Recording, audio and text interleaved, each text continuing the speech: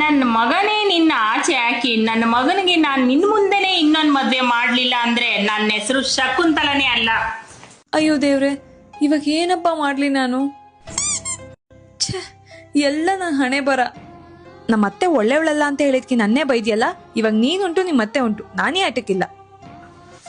ಅತ್ತೆ, ಕಾಫಿ. ಇವಳಿಗೆ ಏನಾದ್ರೂ ಮಾಡ್ಬೇಕಲ್ಲ.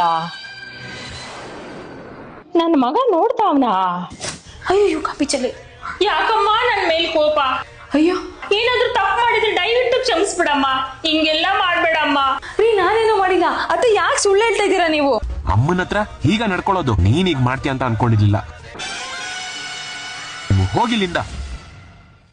ನಾಳೆ ನಮ್ಮ ಅಣ್ಣನ ಮಗಳು ಬರ್ತಿದ್ದಾಳೆ. ಬರ್ಲಿ, ಅವ್ರಿಗೂ ಸೇರ್ಸಿ ಅಡ್ಗೆ ಮಾಡ್ತೀನಿ. ಅವಳನ್ನ ನನ್ನ ಮಗನಿಗೆ ಕೊಟ್ಟು ಮದುವೆ ಮಾಡ್ಬೇಕು ಅಂತ ಡಿಸೈಡ್ ಮಾಡಿದೀನಿ. ಅತ್ತೆ, ನಿಮ್ದು ಜಾಸ್ತಿ ಆಯ್ತು.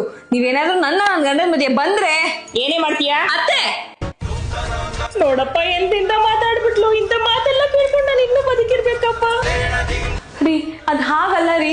ನಾನ್ ಸುಮ್ನೆ ಇದ್ದಿದ್ದೆ ತಪ್ಪಾಯ್ತು. ನಿನ್ನ ಬಾವಾ, ನಿಮ್ ಹೆಂಡತಿ ಮೇಲೆ ಕೈ ಮಾಡೋದಕ್ಕೆ ನಿಮ್ಗೆ ನಾಚಿಕೆ ಆಗಲ್ಲ? ಮುಚ್ಚೆ ಬಾಯಿ. ನನ್ ಗಂಡನ ಮತ್ತೆ ನನಗೆ ಏನ್ ಬೇಕಾದ್ರೂ ಮಾಡ್ತಾರೆ, ಅದನ್ನೆಲ್ಲ ಕೇಳಕ್ ನೀನ್ ಯಾರೇ? ಮಂಗಲ ಭಾವ ಬರ್ಸಿ